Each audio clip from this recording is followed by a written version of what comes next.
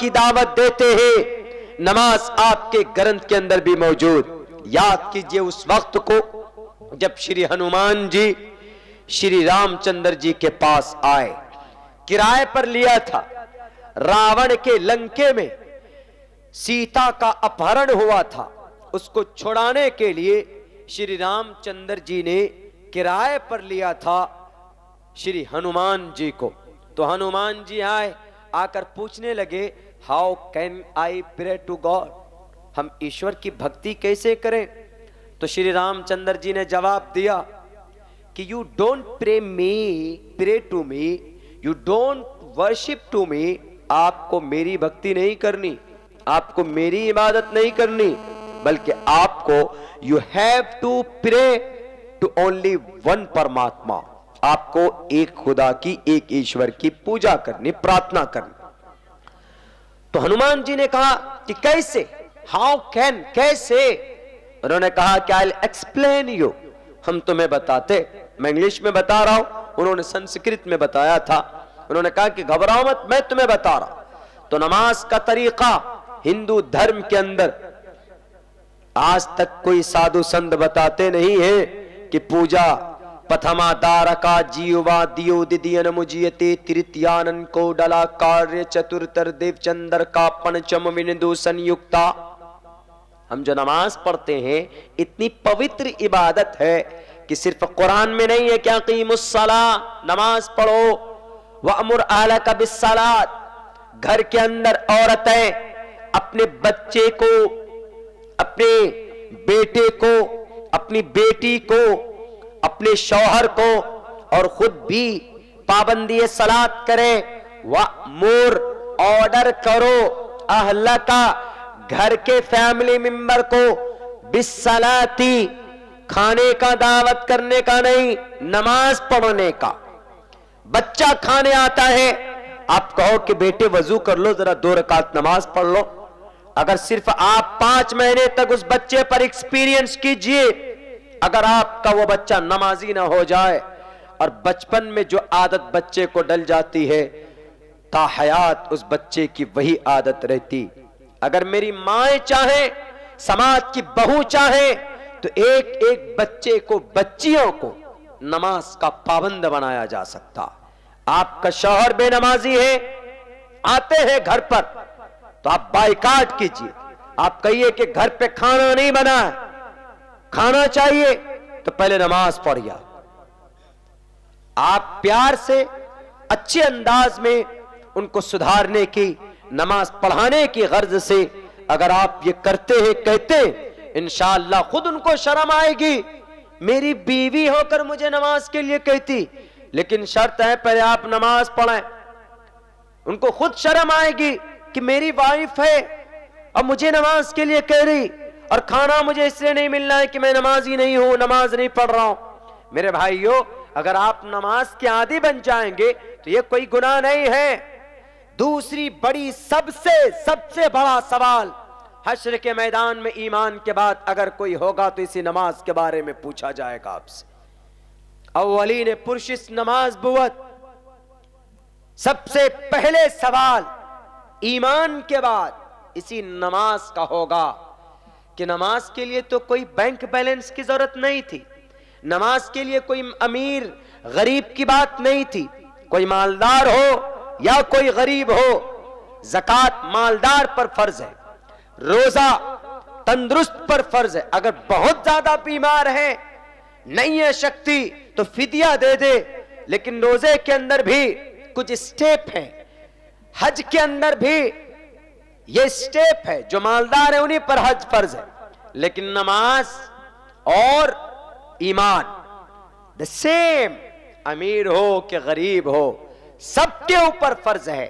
اس لیے ایمان کے بعد سب سے پہلا سوال نماز کا ہوگا۔ وَن شَبَابِهِ فِيمَا أَفْنَا، جوانی کہاں بتا کر کے آئے، تب کیا جواب دو گے؟ 5 وقت کی نماز پڑھتے تھے، نہیں پڑھتے تھے تو لائن پر لگ جاؤ، جہنم کا راستہ صاف ہے۔ عبداللہ صاحب بتا کر گئے تھے، اس سے پہلے یہاں کے امام صاحب اذان لگاتے تھے، حی علی الفلاح، حی علی الصلاح، نہیں جانتے تھے اس کا مطلب نماز پڑھنے کے لیے بلا رہے تو کیوں نہیں گئے نماز پڑھنے کے لیے؟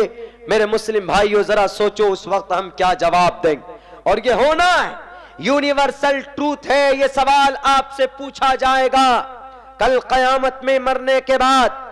نمازی ہیں آپ، میں قسم کھا کر کہنے کے لیے تیار ہوں دنیا کی ساری برائیاں آپ سے ختم ہو جائیں گی.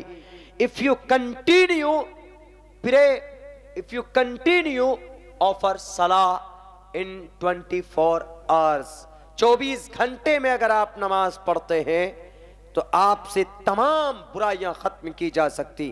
اور پھر نماز اچھا عمل ہے، قرآن میں نہیں ہے، دنیا کے اور گرنتھوں کے اندر ہے. جیسے شری ہنومان جی کو شری رام چندر جی نے کہا کیا پتھما دارکا جیوا دیو ددین مجیتے، سب سے پہلے کیا کرو ہنومان نے پوچھا کہ ہم کیا کریں؟ رام چندر جی ہمارے پرماتما مریادہ پرشتم، ہم ایشور کی بھکتی کیسے کریں؟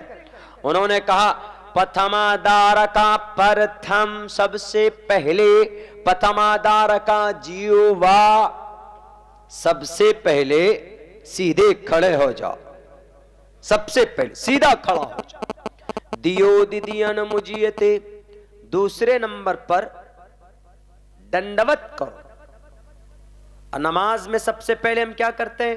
سیدھا کھڑا ہوتے ہیں. تکبیر تحریمہ، قیام یعنی سیدھا کھڑا ہونا، یہ فرض ہے.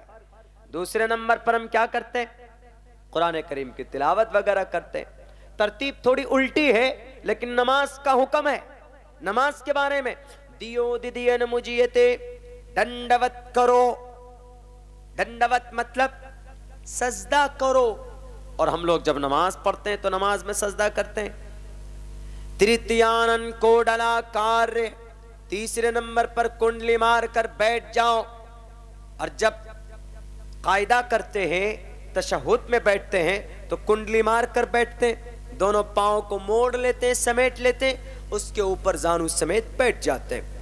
کوڈلا کا تریتیانن کوڈلا کا یہ نماز کا طریقہ ہے. رامائن کے اندر یہ نماز کا طریقہ ہے.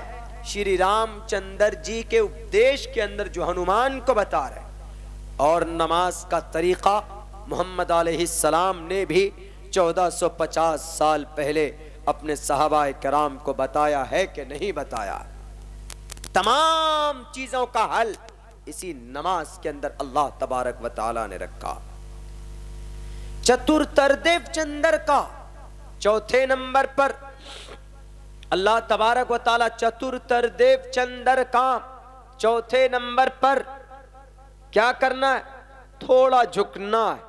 اور جب نماز میں رکوع میں جاتے ہیں تو تھوڑا سا جھکتے ہیں. پنچم ونڈو سنیکتا، پانچویں نمبر پر شریف انسان کی طرف بیٹھ جاؤ.